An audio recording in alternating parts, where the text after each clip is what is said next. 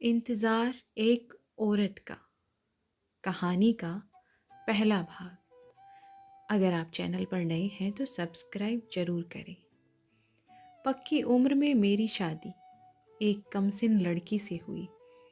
वह खूबसूरत गुड़िया सी गृहस्थी के क्रियाकलापों से अपरिचित थी। मेरे अंदर औरत की भूख चरम सीमा तक पहुंच चुकी थी।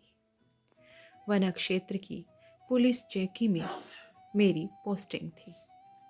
वहाँ की स्त्रियों का खुलापन, उनकी गरीबी, खाकी वर्दी का भय और सबसे अधिक मेरा आर्यन पुरुष सौंदर्य स्थानीय लोगों में आकर्षण का केंद्र था।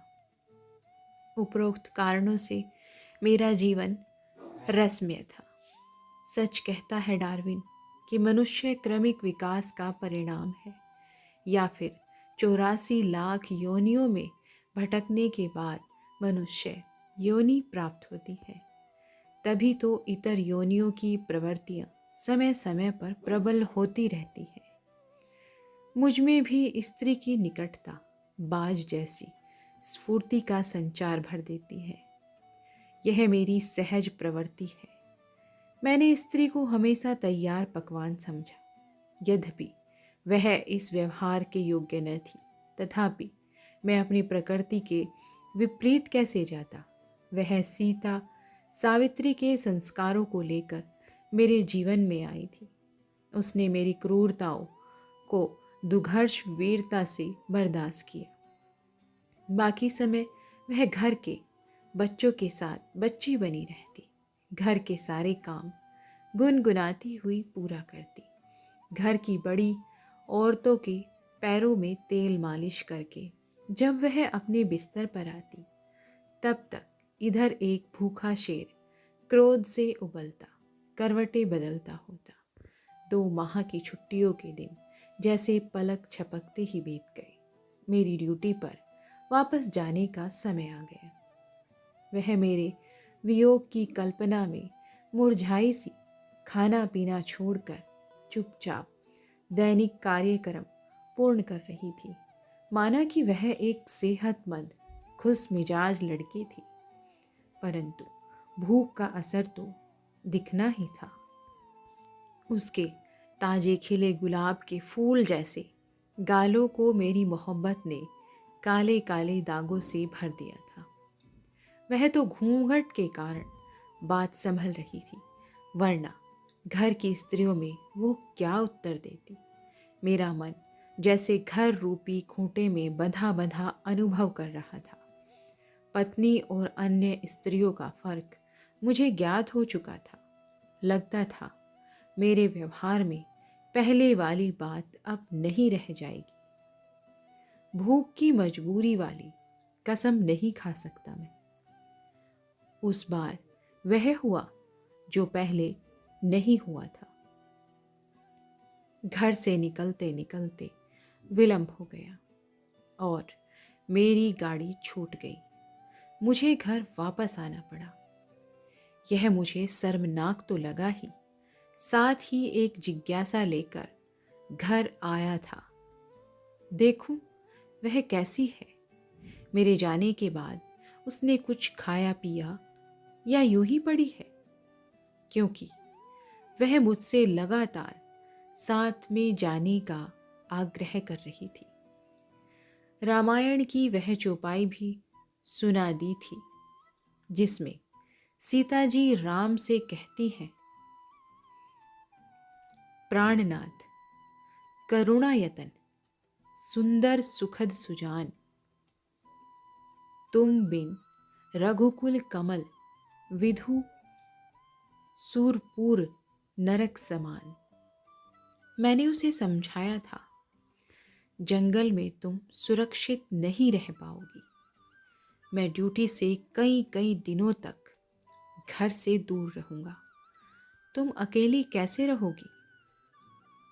यहाँ भाभी है, बच्चे हैं, तुम्हारा मन भी लगा रहेगा। मैं हर हफ्ते पत्र लिखूंगा तुम्हें। उसने अपने छोटे मुंह से फिर एक भारी भरकम चौपाई कह सुनाई। जिय बिनु देह नदी बिनु बारी, तसिए नाथ पुरुष बिनु नारी। उसकी श्रद्धा के योग्य मैं कदापि न था। उसे देर तक सीने से लगाए समझाता रहता। उस रात हम 2 घंटे से अधिक नहीं सो पाए थे।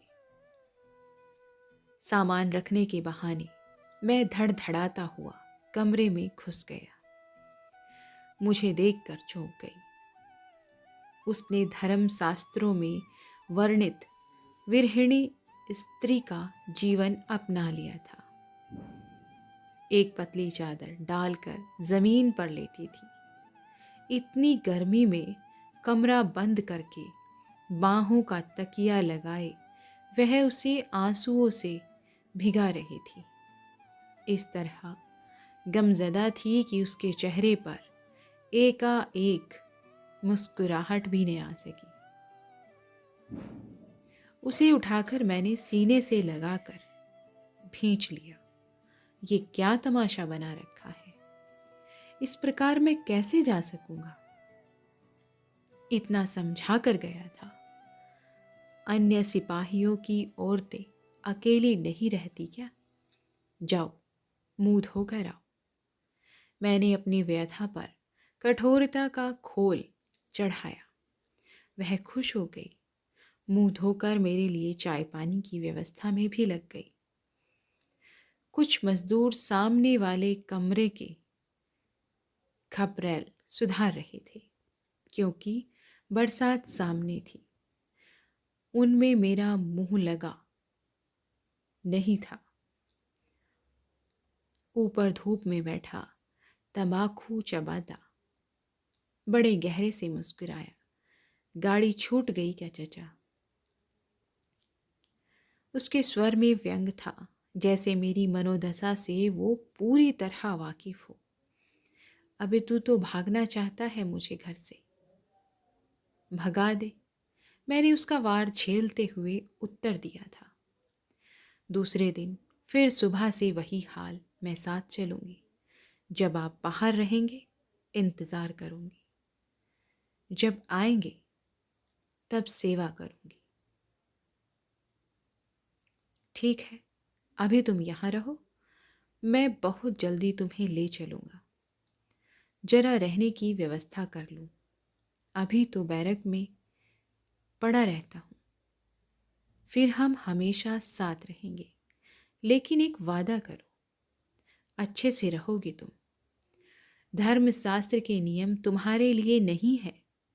जमीन पर कभी मत सोना, कुछ काट लेगा तुम्हें। दोनों वक्त भोजन करना। जब भी आऊं पहले से अच्छी देखो, वरना तुम जानो मेरे साथ न जाना। हो तो जो चाहे सो करना। वह बंद सी गई। यह कैसी विवशता में डाल दिया आपने।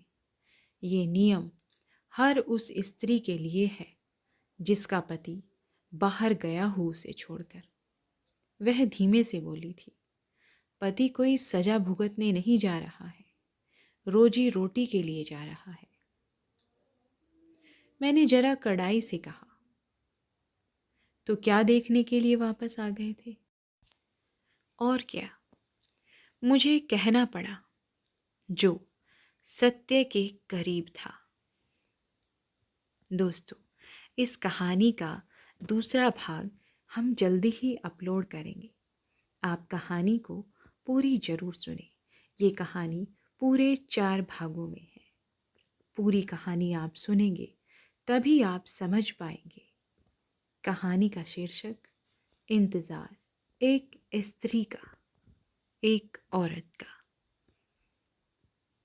धन्यवाद। मिलते हैं अगले भाग के साथ।